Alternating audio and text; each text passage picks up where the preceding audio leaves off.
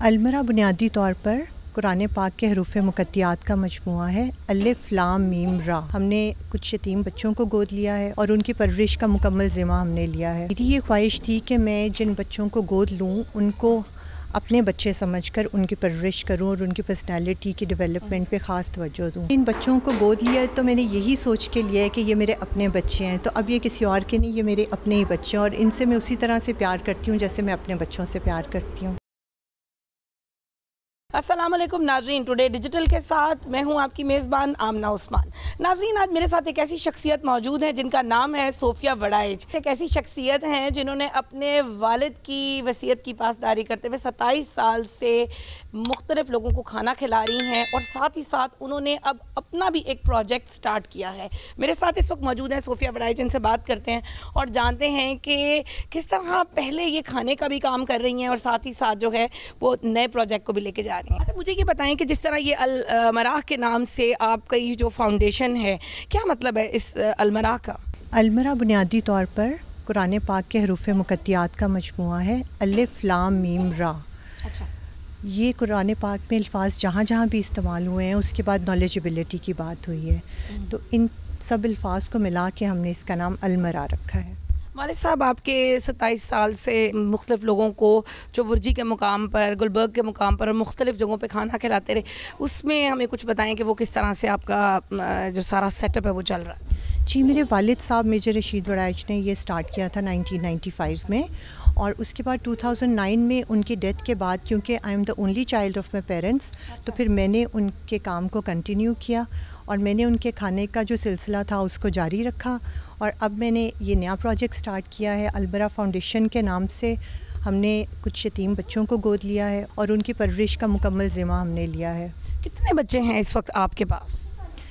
इस वक्त हमारे पास 6 के करीब बच्चे हैं और इंशाल्लाह बहुत जल्द अनकरीब कुछ ही दिनों में हमारे पास ये 12 के करीब बच्चे हो जाएंगे। अच्छा सोफिया, इसमें आपने उम्र का बच्चों का ख़ास ख्याल रखा? अगर मुझे नज़र आए तो, और मेरा कैमरा अगर आपको दिखा सके तो यहाँ पर पीछे जो बच्चे नज़र आ रहे हैं वो सब एक ही कदों काट के हैं और एक ही जितने बच्चे हैं।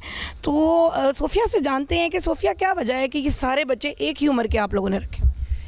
देखिए, मेरी ये ख्वाहिश थी कि मैं जिन बच्चों को गोद लूँ उनको अपने बच्चे समझकर उनकी परवरिश करूं और उनकी पर्सनैलिटी की डेवलपमेंट पे ख़ास तवज्जो दूं। तो मैंने ये कोशिश की है कि मैं 4 साल से कम उम्र के बच्चे लूं, क्योंकि जैसे आप जानती हैं कि दुनिया भर के जो नफ्सियातदान हैं इस बात पे मुत्तफ़िक़ हैं कि बच्चों की जो पर्सनैलिटी डेवलपमेंट है वो 5 साल की उम्र तक कंप्लीट हो जाती है। और मेरी इसी वजह से ये ख्वाहिश थी कि ज़रा छोटी एज के बच्चे हों जिनको मैं प्रॉपरली जिनकी पर्सनैलिटी पे काम कर सकूं और जब तक कि वो 5 साल की उम्र तक पहुँचें तो उनकी पर्सनैलिटी में जिस किस्म के अगर कुछ खला रह गए हों या जिन मुश्किलात से गुज़र के ये बच्चे आते हैं या बचपन में इन्होंने जो मुश्किल हालात देखे हैं, एटलीस्ट मैं उनकी ज़िंदगी से वो निकालने की कोशिश करूँ। नाज़रीन, आपको पीछे नज़र आ रहे होंगे बहुत प्यारे प्यारे से बच्चे खेल रहे हैं और इनके लिए बहुत खूबसूरत स्लाइड्स का इंतज़ाम किया गया है। सोफिया के साथ हम अंदर चलते हैं और देखते हैं कि इन बच्चों की परवरिश किस तरह से की जा रही है। अच्छा सोफिया, इन बच्चों की टेक केयर के लिए कितने लोग आपने रखे हुए हैं? इनके लिए एक इनके मदर मेड हैं जो ओवरऑल लुक आफ्टर करती हैं। इसके अलावा इनके लिए हमने आया का इंतज़ाम किया हुआ है। इसके अलावा ज़ाहिर स्वीपर्स हैं जो किचन में खाना बनाती हैं, वो हैं। और मेरी कोशिश यही है कि मैं ज़्यादातर फ़ीमेल स्टाफ ही रखूं घर के अंदर, तो इसलिए मैंने ज़्यादातर फ़ीमेल स्टाफ ही घर के अंदर रखा हुआ है जो आफ्टर करने के लिए। कि जो रूटीन जब स्टार्ट होती है सुबह, पहले ये कितने बजे उठते हैं और क्या सबसे पहले करते हैं?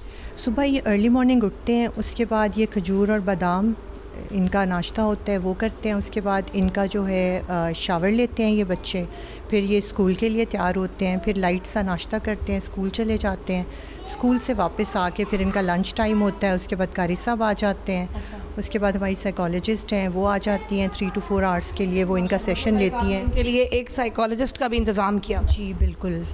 उसकी क्या वजह थी कि आपने साइकोलॉजिस्ट का इंतज़ाम किया?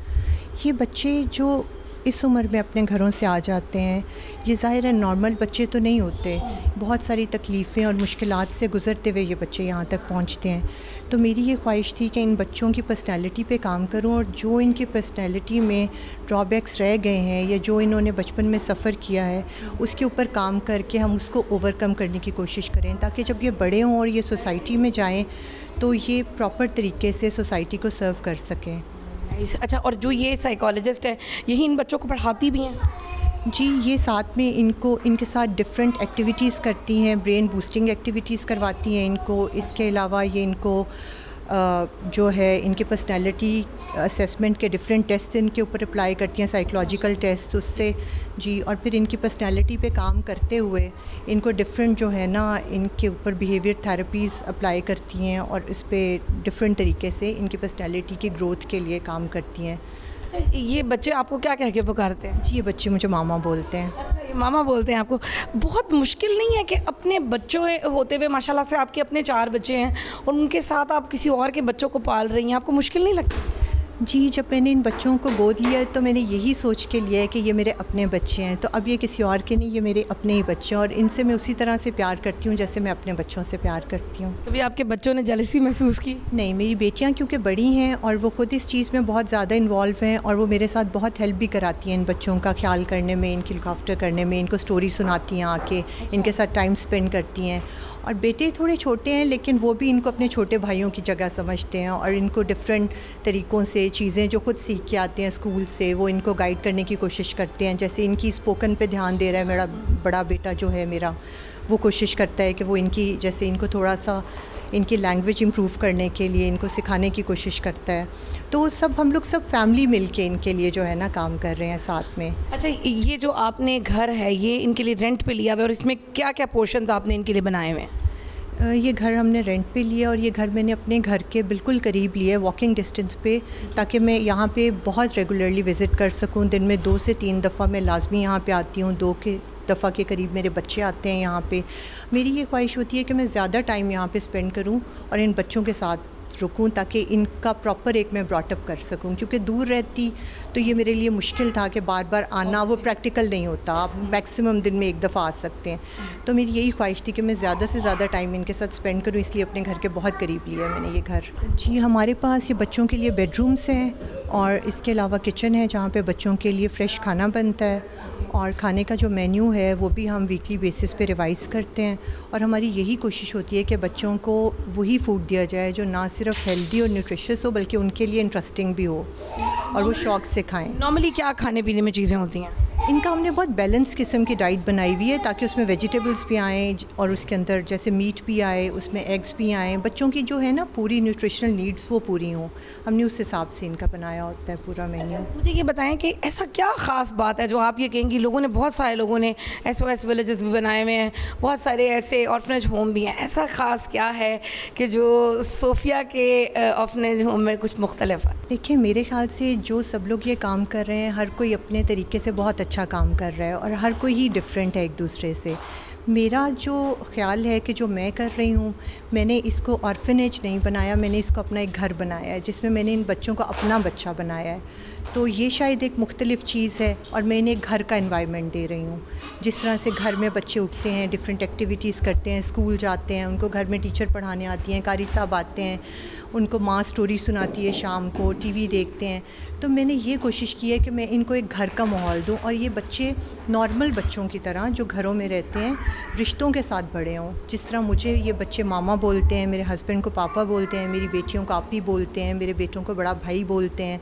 तो इस तरह से ये इन रिश्तों की भी जो है पहचान इनको मैं करवा रही हूँ। इन बच्चों को पता है कि ये बच्चे यतीम बच्चे हैं? जी बिल्कुल, क्योंकि ये जिस एज में मेरे पास आए हैं ये जानते हैं कि ये मेरी सगी औलाद नहीं है, लेकिन मेरी यही कोशिश होगी कि मैं इनकी इस चीज़ को इनके दिल से कम करूं और इन्हें यही अच्छी परवरिश से, प्यार से, क्योंकि बच्चे तो प्यार से होते हैं, आप उनको प्यार करेंगे वो आपके बन जाएंगे।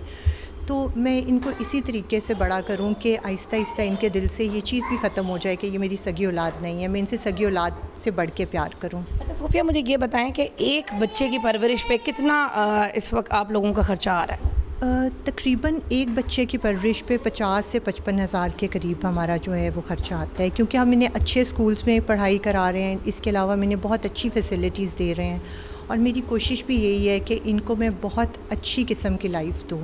इस हद तक जो है वो मतलब आप अकेला खुद से ही ये सारा खर्च कर रही हैं या दरमियान में आपको कुछ लोग वॉलंटियर भी कर रहे हैं? मैंने हमेशा से ये सुना था कि रिस्क तकसीम करने से बढ़ता है और मैं हमेशा से ये खुद से भी कर रही थी। और अब जब हमने ये बच्चों का प्रोजेक्ट स्टार्ट किया है तो ज़ाहिर है हर इंसान की एक लिमिट होती है, उससे ज़्यादा वो खुद अफोर्ड नहीं कर सकता। तो अब जब हमने ये प्रोजेक्ट स्टार्ट किया है तो इसमें फिर हमारे जो करीबी रिश्तेदार, हमारे करीबी दोस्त, फैमिली फ्रेंड्स जो हैं या डिफरेंट जो लोग ऐसे मुखय्यर हज़रात जो हमें जानते हैं पर्सनली, वो हमें इसमें फिर सपोर्ट कर रहे हैं। अगर लोग आपके इस इतने अच्छे कॉज का हिस्सा बनना चाहें तो किस तरीके से आप लोगों से रब्ता कर सकते हैं? जी, अलमिरा फाउंडेशन के नाम से हमारा फ़ेसबुक पे और इंस्टा पे पेज है। वहाँ पे हमारे टेलीफ़ोन नंबर्स भी मेंशन किए हुए हैं और बैंक अकाउंट नंबर्स भी हैं। जो हमारा हिस्सा बनना चाहते हैं, जो लोग हमें इसमें सपोर्ट और हेल्प करना चाहते हैं, दे आर मोस्ट वेलकम। ये नेकी का काम है और इसकी इस्तिताअत अल्लाह ताला देता है, तो जिन लोगों को अल्लाह ताला इस्तिताअत दे और वो हमें हेल्प करना चाहें तो वो ज़रूर आएँ और हमें इसमें सपोर्ट करें। नाज़रीन, सोफिया वड़ाइच के साथ आपने हमारी गुफ्तगू सुनी। अलमिरा फाउंडेशन एक नेकी का अमल है और ये छोटे छोटे यतीम बच्चे यकीनन आपकी मदद के मुस्तहिक हैं। अगर कुछ ऐसे लोग जो कि साहिब हैसियत हैं वो इस वीडियो को देख रहे हैं तो अपनी इस्तिताअत के मुताबिक इनकी मदद ज़रूर करें। अगले प्रोग्राम तक के लिए अपनी होस्ट आमना उस्मान को दीजिए इजाज़त। अल्लाह हाफ़िज़।